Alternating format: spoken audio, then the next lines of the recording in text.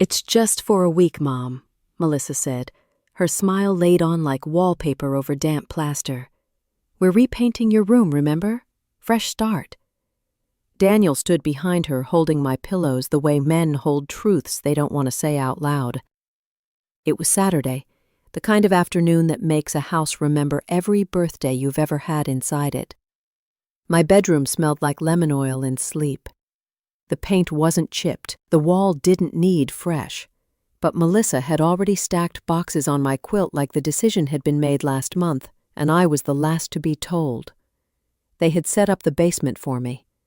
I know because I found it by smell before I saw it. Damp concrete, laundry soap, a plastic mattress that remembers other people, a lamp with a bulb too cold for comfort, a space heater humming like it's trying to apologize for being small. On the table, a bell. "Ring if you need anything," Melissa chirped, as if I were a hotel guest and she'd left a mint on my pillow. "No lock on the door," I said, looking at the top of the stairs. She laughed, a tin sound that didn't ask permission to be in my house. "Of course not," she said, moving her hand just enough to show me the new barrel she'd had fitted on the basement side. "Safety first." Daniel didn't meet my eyes. He has been practicing that for a year. "It's just for a week," he repeated. "We'll do your room right.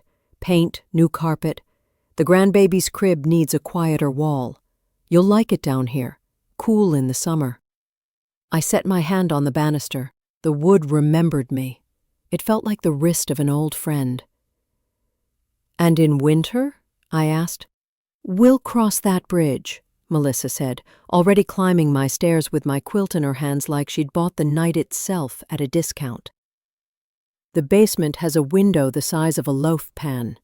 If you press your cheek to the cement and turn just right, you can see the lemon tree knock politely at the world. I sat on the bed. The basement door had a new lock on the top, not a deadbolt, a hotel slider, the kind you install when you want to pretend people can leave if they try hard, but you prefer they don't. On the washer, a note in Melissa's bubble handwriting. "Mom, please don't do laundry. New detergent for baby. I'll handle it." The smiley face over the eye had been stabbed too hard. I didn't ring the bell. I put the tray on the floor for the ants to consider. Then I did what old women do when the ground shifts under their slippers. I inventoried. A shelf of canning jars, the Christmas ornaments that smell like dust and cinnamon. The toolbox my husband kept in a milk crate, labeled in his carpenter script. Rags, sandpaper, nails, mixed. In the corner, an old cedar chest that had belonged to my mother. I pried it open with the butter knife I keep in my housecoat pocket because houses are always testing your readiness. Inside, quilts. Behind them, wrapped in newspaper, a metal tin once filled with tea. Inside that, the deed.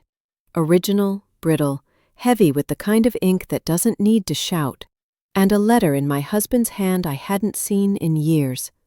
"May," it said, "if they ever try to move you, check the door frame before you apologize for existing." Beneath the line, a pencil drawing of the bedroom door, a tiny X in the top left of the jamb. The camera in the hallway records, motion activated, battery not wired, for memory, not revenge. I closed the tin. I stood up slow. Stairs test knees. They do not forgive accidents.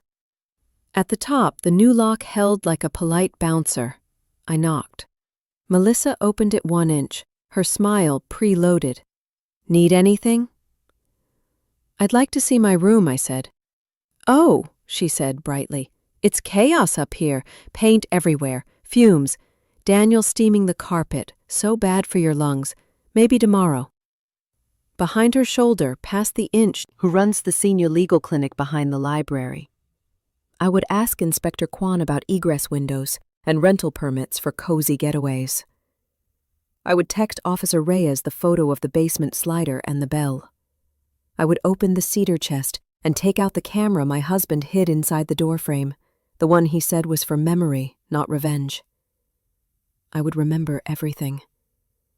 And then I would make the house do it, too. Morning found the house pretending nothing had happened. Pancakes on the griddle upstairs. A podcast host laughing too loudly. The bell on my table sat like a pet I hadn't named. I took the lemon-colored tin from the cedar chest and felt for the weight of my husband's good ideas. The sketch was simple. X on the bedroom jamb, top left. Battery not wired, motion activated. He didn't draw arrows for grief. He knew I'd supply them. I folded a dish towel into fourths, slid it into the pocket of my housecoat with the butter knife, and climbed the stairs. Knees inform you of weather. They do not ask permission. At the door, I listened. Melissa narrating something about this darling space and soft neutrals. Daniel saying very little in the voice he keeps for when he is hitching his wagon to other people's certainty. I knocked. The slider moved an inch. Melissa's smile arrived before her face. Need the bathroom? We'll bring the shower caddy down later. Still chaos up here. I want my rosary, I said, and let the word work. I have never counted prayers on beads, but Melissa respects props when they match her idea of piety. She opened the door another inch, performed pity, and turned her head to bellow, "Babe, can you?" While her mouth arranged my future, my hand found the X. 2 screws, paint already tired from someone else's knuckles.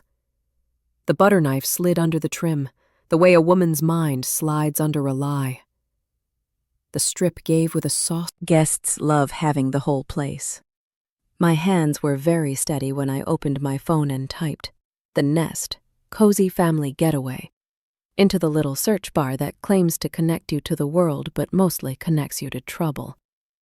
There it was. Glossy photos of my dresser wearing eucalyptus, my quilt smoothed onto my bed, the window framing my lemon tree like a prop. No owner on premises. Quiet neighborhood. Separate downstairs utility space, private. Nightly rate that could pay for 4 weeks of groceries if you know how to shop. I screenshotted each lie, scrolled, and found the calendar. Booked solid for 2 weeks. Check-in instructions. Keypad. Code sent morning of arrival. House rules. No parties. No extra guests. No pets. Nothing about bell-ringing mothers. I called Nia Patel at the seniors' clinic.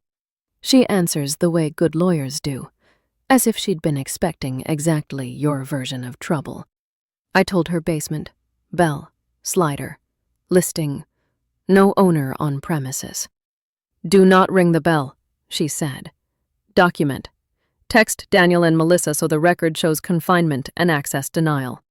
Please confirm the new lock on the upstairs door prevents me from accessing the kitchen and bathroom.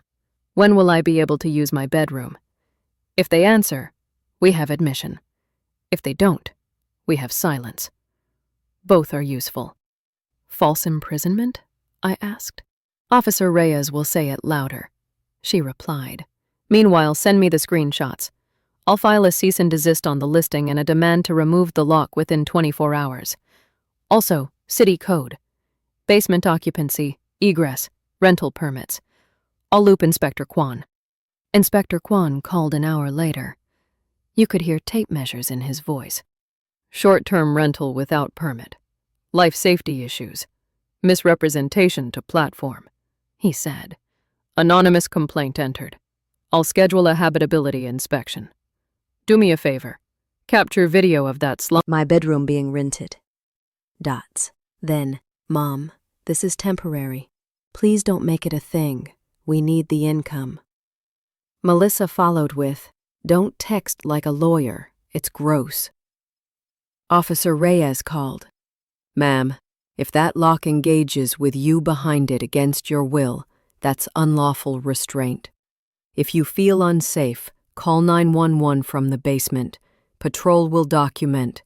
Do not force the door yourself. Let process bruise the right knuckles. I laughed, small. I was about to get my hammer. Keep it for nails, he said. This is Paper's job. At dusk, a Prius pulled up with a family who looked like every listing photo's dream. Suitcases on wheels, a toddler in dinosaur pajamas, a woman holding flowers because some bookings bring expectations with them. Melissa met them at the door with a tone that said, "I was born for this." Daniel carried their bags past my lemon tree. The camera blinked red and remembered. Down here, the bell glinted. I wrapped it in a towel and put it in the cedar chest. If they wanted a prop, they could bring their own. I set out my yellow pad and wrote 3 lines for tomorrow. McCart Tall Trust and Safety, flag owner on premises misrepresentation. Meet Quan, walkthrough, photos, measure that loaf pan window. Raft letter, demand removal of lock, 24-hour access to bedroom, kitchen, bath. Cease STR.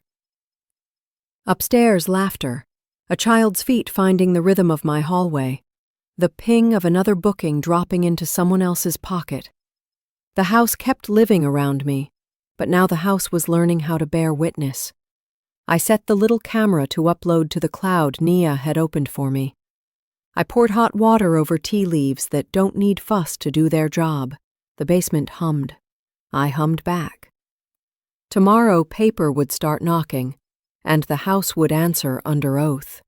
At 8 sharp, the platform's trust and safety answered like a... He measured the loaf pan window. The number he called out would not let a teenager's hope through, never mind a grandmother's hips in a fire. He photographed the slider. He photographed the bell. He photographed the listing page I'd printed and taped to the freezer like a warrant. "Basement is non-habitable," he said, writing in a book that has ended many dreams and saved more lives. "No egress, no heat source permitted is primary. No STR permit filed. Stop use order on the short-term rental. Notice of violation for unlawful lock restricting access to essential facilities." He peeled a red tag from his folder and stuck it on the inside of the upstairs door like a blood orange. "This is not decorative," he added. "It means what it looks like." We were still admiring the color when a knock came from above. The family of 4 stood in the doorway with their suitcases and their dinosaur pajamas, looking at the red tag as if it were a new species of welcome mat. "I'm so sorry," I said, and I meant it to the bone. "You've been misled. The platform will relocate you." Celeste had already messaged them. The husband showed me his phone. Host suspended. Alternate accommodations arranged. Melissa arrived half a second later with her fresh smile and a voice overdressed for the occasion. "Oh no," she sang. "A little misunderstanding." "Not little," Quan said, not looking at her, "and not a misunderstanding." Daniel followed, eyes already apologizing, hands already carrying. He loaded their bags back into the Prius while Melissa tried to throw words under the red tag and pretend it would cover itself. After they left, Officer Reyes stepped through the open door. He'd been on a nearby call and decided welfare check would look good on our file. He photographed the slider from both sides, then had me stand on the basement step while Melissa slid it shut for the record. The camera caught the click. My phone caught the time. His report caught the word unlawful restraint. Today. Quan wrote 24 hours on the notice with a Sharpie that smelled like certainty. Remove lock, restore access, cease rental, schedule reinspection tomorrow morning. Miss it, and the next tag is bigger. They left us with the color red and the smell of tape. Upstairs, my hallway felt like a witness who had finally been asked to speak. At noon, Nia's demand letter hit Melissa's inbox and Daniel's phone at the same time. Cease and desist STR. Remove access restriction. Restore habitability. Deliver keys. 24 hours or she files for a temporary restraining order, with a line that makes judges sit up. False imprisonment of an elder. Melissa paced my rug like a metronome in a hurry. "You can't do this," she hissed. "I didn't," I said, and pointed at the papers. They did.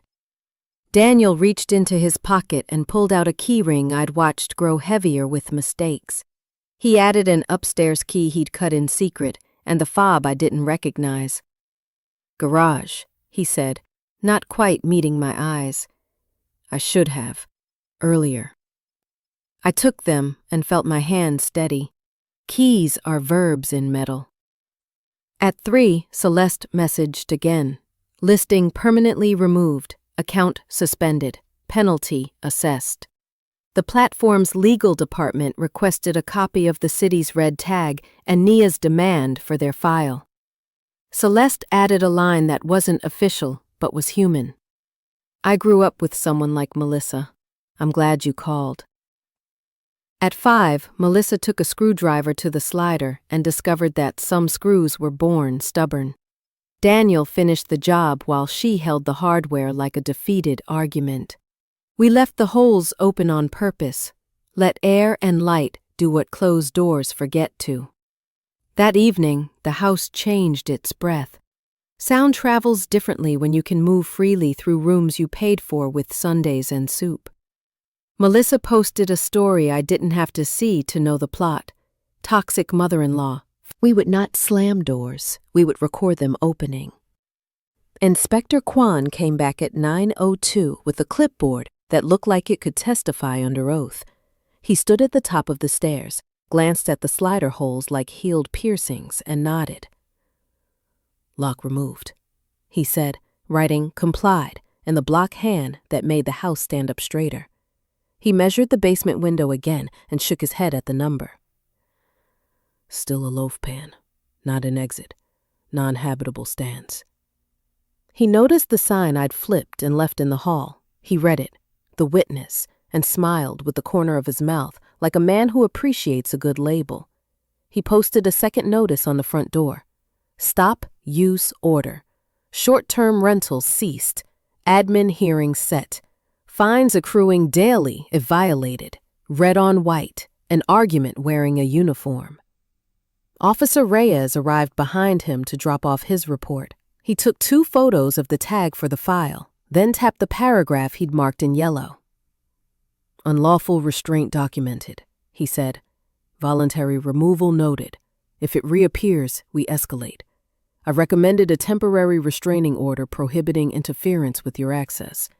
Miss Patel filed." "Nia files before her coffee cools," I said. She did. At noon, we were in Department 6, a small courtroom with walls the color of oatmeal and a judge who looked like he had opinions about stair railings. Nia stood beside me with a stack of paper, fat enough to doorstop a lie. Melissa sat with a lawyer who wore navy like denial. Daniel sat behind us, hands folded like a student who hoped homework could apologize for him. Nia went first, calm, verbs only. "Owner downstairs locked from kitchen and bathroom, basement window below egress, STR listing misrepresenting presence of owner, city red tag, trust and safety delisting, video of lock, text admissions." Melissa's counsel tried a soft shoe. "Safety measures, miscommunication, temporary. No locks, no filming. Pay market rent on time. Contribute to utilities. Obey the TRO. 1 violation and we move to unlawful detainer. I prefer number 1 for everyone's blood pressure." Melissa bristled. "You can't charge us rent. We're family."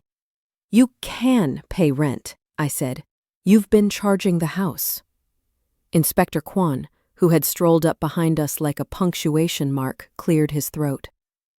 "City's running a senior safety retrofit program," he said. "Grants for egress windows, handrails, proper heat. If you want to make the lower level habitable, legally, we can help. Separate entrance, real kitchen, permits. You'd never have to argue over stairs again." I looked at him. At the lemon tree beyond his shoulder, at the kitchen window where my curtains looked like they were trying not to eavesdrop. The phrase arrived on its own feet. "I'm not going back upstairs," I said.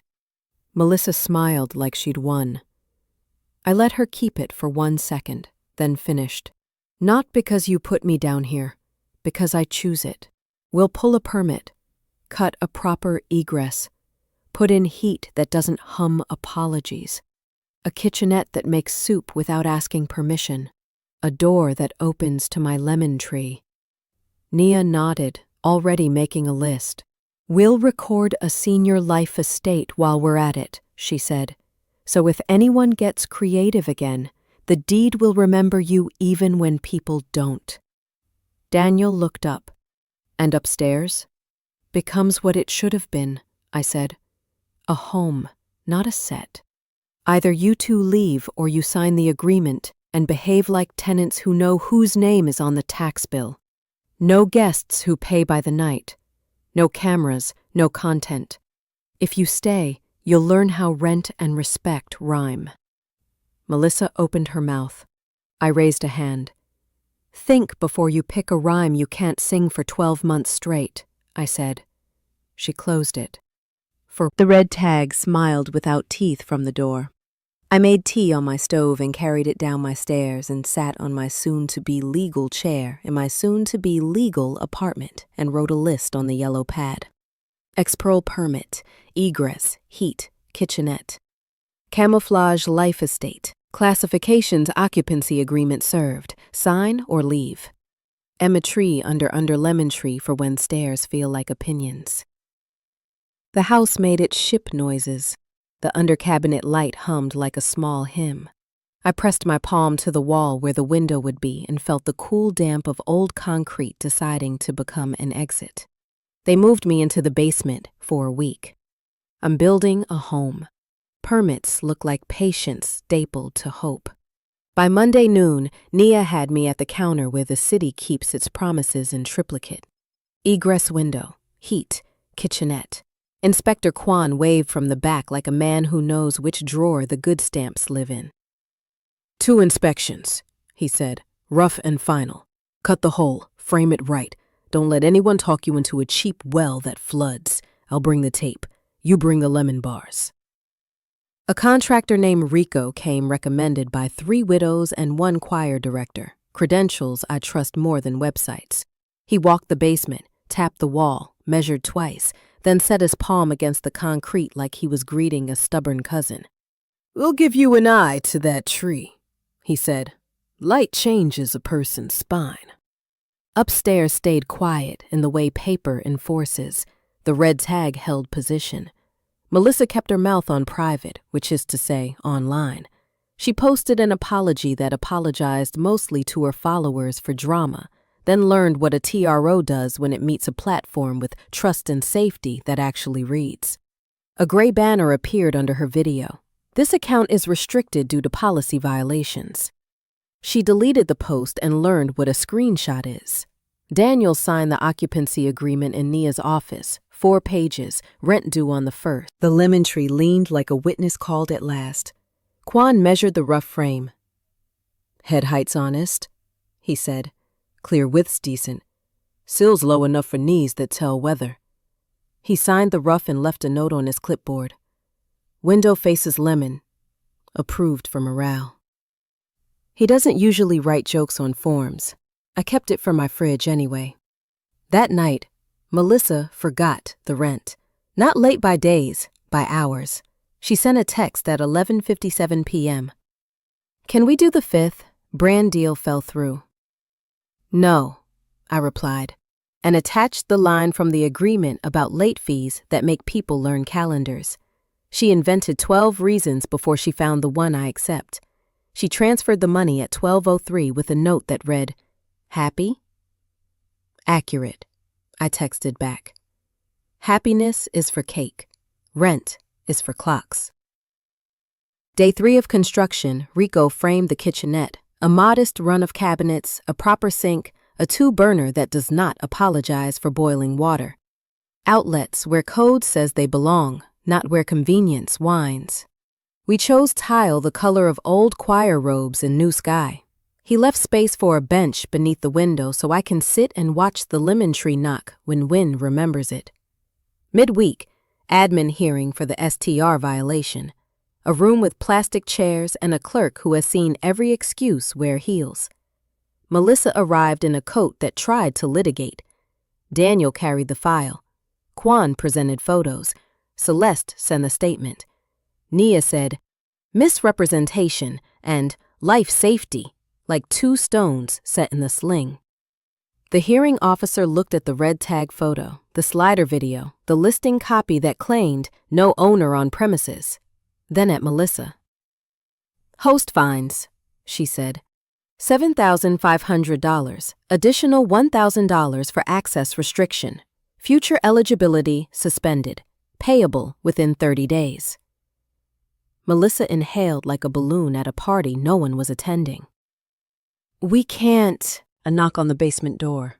The new one Rico framed beneath the lemon tree, wood still smelling like intention.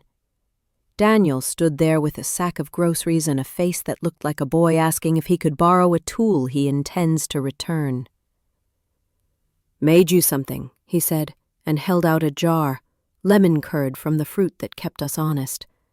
It tasted like apologies that found a job. We sat on the new bench. He watched the street. I watched the tree. She's mad, he said finally. Let her be, I replied. Anger is a room you can leave if you remember where the door is. He nodded. Do I stay? On paper, I said, until you learn how to stay in person. He smiled, sad and new. Okay. Upstairs, Melissa filmed the rent payment receipt for her followers and learned what no filming means when a TRO and an occupancy agreement write it in permanent marker. Officer Reyes rang 20 minutes later. We can call it contempt if you like, he said. I told him to write it down and save the cuffs for the next time her verbs forget themselves. Friday, final inspection. Kwan walked the kitchenette like a father walking a bride, proud, alert, making sure nobody trips. He set his tape against the sill one last time. Pass, he said, and the stamp thumped like a small, good thunder. Welcome upstairs, downstairs. I brewed tea on my own burner, poured 2 cups, one for me, one for the lemon tree beyond the glass, and toasted the concrete that had become an exit. They moved me to the basement for a week. I carved windows in stone. Quiet is a new kind of luxury when you've earned it in court stamps. Mornings settled into a rhythm. Kettle on my very own burner, light pouring through the egress like citrus. The lemon tree tapping the glass as if asking to be let in on the gossip. Upstairs, rent arrived on the 1st. No filming in common areas, no interference. Keys remain with you. Standard terms. She tapped another tab. Also, small claims for damages. Locksmith, cleanup, your downstairs heater before permits. Let paper carry some of their weight. Rico found, tucked behind the hall console, a laminated house manual Melissa had made for guests. I read it standing up. The way you do when you don't trust the chair to hold your temper. If you see an older relative downstairs, please ignore. She's visiting. A line so neat, it might as well have signed its own affidavit. We scanned it and slid it into the evidence STR folder. Kwan added a sticky note. Dehumanization is a safety issue too. Celeste at Trust and Safety called with the kind of satisfaction you hear when a file behaves. Attempted relist under a cousin's account, she said. Same photos, new title, The Nest 2. Platform flagged metadata, shadow banned, and notified the cousin they're on a 90-day hold. Your case is in our internal training now.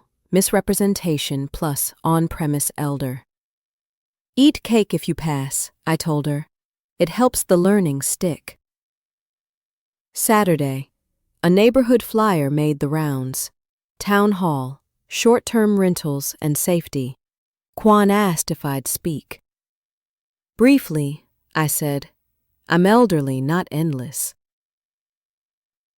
In the gym that smells like decades of floor polish and teenagers, I stood at a metal microphone and told the room what a bell means when it's set beside a sandwich and a lock. People nodded.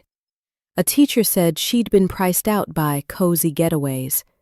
A nurse said she'd found 3 elders living in utility spaces with space heaters humming apologies. The councilwoman took notes and later posted a draft. Owner-occupied STR ban plus elder safety addendum. No access restriction to essential facilities. Mandatory egress for any sleeping space. Policy, pointed like a rail. On Monday, Melissa tried content. A time lapse of and in practice. Upstairs will be quiet. Down here will be light. He nodded, and something in his shoulders learned how to be held by a house again. The permanent injunction hearing was quick. Nia spoke verbs. Reyes's contempt note winked from the file. Kwan's red tag photo held the corner. The judge signed. Permanent injunction granted. He looked at Melissa. "Ma'am, if you so much as hang a camera in a hallway, the court will find you and your angles in contempt. Keys to owner now." She surrendered the ring, brittle as a cracker. I handed her a small box of lemon bars. "For your mother," I said. "Tell her the seal is lighter when you only press it on truth." On moving day, she carried 2 suitcases and a plant that looked ready to testify against her. Daniel loaded the rest. She paused at the bottom of my basement steps, peered in at the egress, and couldn't help herself. "It's nice," she said, like the word had been trapped in her teeth a year. "It's legal," I corrected. "Nice is extra." That evening, neighbors brought chairs. Rico set a bench under the lemon tree, the outside twin of the one beneath my window. We screwed on a small plaque Daniel had made at the library's makerspace. Letters a little crooked, honest. Not a seller, a choice. We sat. The street practiced its dusk. Scooters, a trumpet flirting with competence. Mrs. Ortiz threatening her tomatoes with salsa and then forgiving them. Alvarez stopped by with stamped copies. Nia texted a photo of the signed injunction. Celeste sent a cupcake emoji and a line, "Policy updated." I went downstairs, turned on the small lamp, and watched the window hold the night like a gentle guard. I set the laminated house manual beside the life estate and wrote on a yellow pad a line for me, not court, today.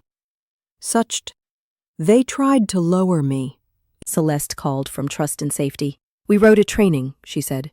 "Used your case. Title, When Home is Weaponized. It's going in onboarding." I lit a candle after. I told her I had lemon bars in the freezer with her name on them if algorithms ever let her out. Danielle painted upstairs quietly, rolling primer over the last of the influencer beige. He'd found the old color in the hall closet, harvest linen, the shade the house chose when we still bought paint by the gallon instead of by mood. He worked without music, the way men do when they're listening to themselves think. A certified letter arrived for Melissa, STR fines due, and a second from a bar committee about ethics education strongly encouraged. She texted Danielle a photo of the envelopes with a string of thundercloud emojis. He replied with a screenshot of the occupancy agreement rent clause. Emojis lose their nerve around clauses. Thursday, Nia set up a free Know Your House clinic in the fellowship hall. Kwan showed egress diagrams. Reyes explained unlawful restraint in words grandmothers could keep in their purse. I read from a one-page handout I'd written on yellow paper and photocopied crooked. "Paper is a door." It said, "Record your name, photograph your locks, teach your house to remember you." We gave out 3 hole punch kits and a stack of plastic sleeves. Old women love sleeves. They make dignity waterproof. Friday morning, a van from the church thrift rolled up with a bookcase for my downstairs. Real wood, not the kind that forgets what it's for under a potted plant. Danielle and I carried it down, him backwards, me counting steps. He set it under the window like a bowing usher. I filled it with cookbooks and the binders Nia labeled for me. Deed, orders, inspections, receipts, agreements. Paper, shelved. Passed, Alphabetized, I slid my husband's letter between deed and orders, a bookmark in the part of the story where we stopped apologizing and started filing. That afternoon, an envelope tucked itself under my door like a guilty cat. Melissa's hand. Ortiz declared a truce with tomatoes and canned them into jars that click shut like small verdicts. Gina sent over a pie because staff training ran long and learning burns calories. Alonzo from down the block knocked to show me his new grab bars. Quan's retrofit Grant in chrome, safe and shiny. Feels like a ship, he said, tapping the tile. A good one. On Sunday, Ruth asked me to speak 5 minutes at the end of service. I brought the yellow handout and my husband's letter. He wrote, I told the room. Check the door frame before you apologize for existing. I checked. I found a camera meant for memory, not revenge. But we are allowed to remember in public. That's all this is. I held up the handout. Paper is a door. You don't have to be loud to open it. You have to be patient. People nodded. Someone said amen, the way you say it when it's not about God so much as the way you plan to be tomorrow. Monday, a realtor left a card on my porch. We have buyers hungry for your block. I wrote on it with Quan's Sharpie. Feed the pantry instead. Tucked it in the evidence predator sleeve I'd started just to make myself laugh. Daniel came down with a mug of tea he'd learned to brew without scalding its feelings. I found this upstairs, he said, holding the metal tin that used to hold tea, the one that now holds nothing because the letter and deed have been promoted to binders. Do you want me to keep it in the kitchen? Put it on the shelf, I said. Let it hold nothing on purpose. We sat under the new window and listened to Rain get serious. He cleared his throat. I've been looking at one-bedrooms, he said, close by. I think it's time for me to learn how to pay rent to a stranger and still show up for you like a son, not a tenant. That's a grown verb, I said. Practice it. He smiled. Move-out day arrived with the kind of sun that makes dust look holy. I brewed tea on my little burner, set out a plate of lemon bars like I was hosting peace talks, and opened the egress an inch to let the tree count the minutes with me. Mia had suggested a civil standby, not because we expected a scene, but because paper prefers witnesses with badges. Officer Reyes parked across the street, not idling, just existing, the way good boundaries do. Inspector Quan wasn't needed, but he passed anyway, nodded at the red tag fading polite on the front door, and kept walking like a man who trusts his own stamps. Daniel came first, carrying boxes labeled with verbs, books, linens, tools. He'd found a one-bedroom 4 blocks over, radiator heat, windows that open, a landlord who answers the phone without sighing. Keys on Friday, he said, then held up a binder he'd made at the library's makerspace. Upstairs, checklist. Move-out photos, meter reads, a copy of the occupancy agreement, the permanent injunction, and a list titled, What Not to Take, even if you think you bought it. Put it on the hall table, I said, under the witness. Melissa arrived in armor, sunglasses, a tote stamped with a brand that no longer answered her emails. She swept through rooms like she was still staging them and stopped at my dresser. This is mine, she said, laying a manicured hand on wood that remembers my first paycheck. I pointed to the binder. Page 4, I said. Photos from the week before their fresh start. My dresser in my room, eucalyptus not yet pretending to be mine. Reyes tilted his head toward the porch. Civil standby, he said mildly. She lifted her hand as if the furniture had burned her. They tried the curtains next. Neutral lemons, purchased for the nest, Melissa announced, defaulting to the tone that used to make interns scramble. Daniel flipped to Exhibit B, receipts in my name from a time before hashtags. He looked at her, each metal tooth clinking like a lesson. He logged it, nodded at me for the file. and gave the street back its regular noises. Daniel stayed to sweep the last of the influencer beige out of the corners. Friday, he said again, meaning the new place, meaning a life that makes sense.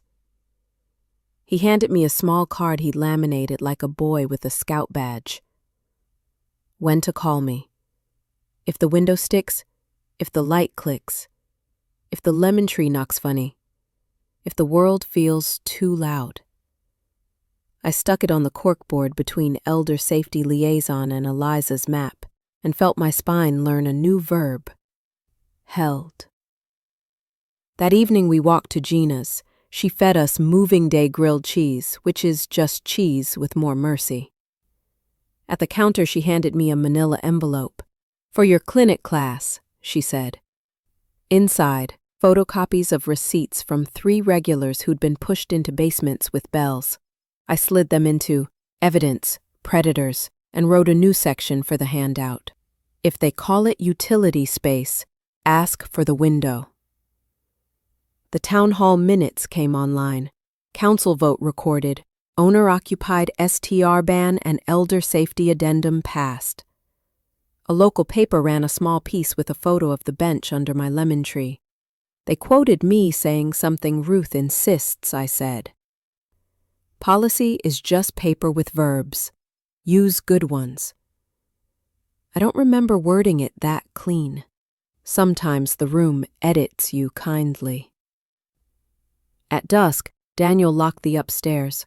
Quiet locks, ordinary. Then came down and sat on the bench outside my egress. We didn't talk about Melissa driving away with her plant, staring out the back window like a witness. We talked about shelves he'd install in his new place and whether harvest linen comes in stubborn. He showed me a key on a yellow tag. Spare. For Mom. I shook my head. Keep it, I said. Bring your hands instead. He smiled. Right size, small claims court smells like copy paper and people trying to remember their inside voices. Nia said wear the blue cardigan. Judges like a witness who looks like she alphabetizes her spices. I brought the binder labeled damages, locksmith invoice, heater receipt from the days before permits, a printout of the house manual telling guests to ignore the older relative, and Kwan's red tag photo like a stop sign that learned to read. Melissa arrived with the folder and sunglasses on her head, which is how some folks dress grief when it's just inconvenience. Daniel came in quietly and sat behind me, hands folded like a man remembering how to listen. Miss Carter claims $1,842.67 in out-of-pocket costs related to unlawful access restriction and STR prep. The clerk read. Nia stood, verbs neat. Lock replacement, cleaning after staging, emergency heater to survive confinement, replacement of linens removed for brand use, exhibits A through H. Melissa tried a shrug you could hear. It was a misunderstanding, she said. My brand is not a defense, the judge said mildly. He paged through the binder, paused at the laminated manual, read the line out loud. If you see an older relative downstairs, please ignore. She's visiting. His eyebrow rose. Ms. Hart, did you write this? Silence is a kind of stamp when it lands right. Judgment for $1,842.67, payable within 30 days. A small number next to what the last months had cost, and exactly the right size for a lesson. Paper can sting without shouting. Outside, on the steps, Daniel handed me a key on a yellow tag. New place, he said. Radiator knocks like a neighbor. Windows face west. I bought a plunger and learned why it's the first tool in any grown man's kit. He smiled at himself, properly. You'll come see? On a Thursday, I said, after the pantry. I'll bring soup, and your name will bring bowls. He nodded. We held a Know Your House night, over full. Widows, superintendents, the nurse from down the block, 3 cousins who'd moved their aunt into a laundry room just until the new couch came. We told the truth without decorations. Kwan held up an egress frame. Reyes explained unlawful restraint in 3 sentences that could fit in a wallet. I handed out the yellow sheet. People wrote their one line. My kitchen is a right. Stairs are not policy. I am not a utility. We punched holes and slid everything into sleeves. A woman named Odette cried, and then laughed at herself for crying. I thought it was just me, she said. It never is, I said. Predators always think they invented the basement. On Saturday, Eliza came with a new drawing. Our house with 2 windows kissing the lemon tree. 1 upstairs, 1 down. A little bench under each. She'd labeled them Hello and Hello Again. She taped it beside the bench plaque and patted it like a pet. At dusk, we carried chairs to the sidewalk. Neighbors arrived the way decency does, on time, with Tupperware. Ruth blessed the egress. Let this hole be a door, she said, and the street said amen. Quan told a truly awful joke about head height. Reyes laughed like a man who knows when jokes serve a room. Gina sent pie. Mrs. Ortiz held up a jar of tomatoes and declared an armistice. For a moment, the block was an ecosystem you could hold in your hand and call by its first name. Melissa's check arrived on Monday. No note. I slid it into receipts and wrote settled in the corner. She texted Daniel a photo of a new door somewhere else, a caption about fresh starts.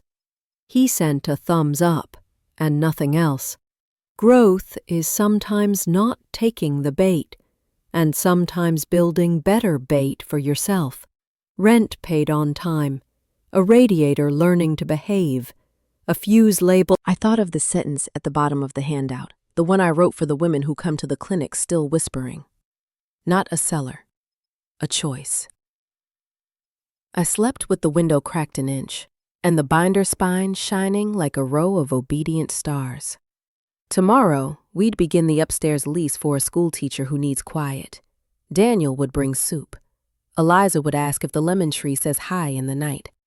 And if anyone slipped a glossy card through my slot advertising cozy getaways, I'd file it where it belonged. Evidence. Predators. And then go make tea. Quiet deserves a witness. So do we. The school teacher signed on a Tuesday that smelled like sharpened pencils and rain behaving itself. Miss Flores, quiet voice, steady shoes, a laugh that made upstairs sound like it was finally ready to be a home again. We walked the rooms together. She touched the window trim the way respectful people touch railings. Harvest linen, she said, reading the old paint can I'd left on the counter. My grandmother's hallway was this color. We shook hands like neighbors, not signatures, and she slid her copy of the lease into a folder labeled Home. Some people arrive with the right nouns.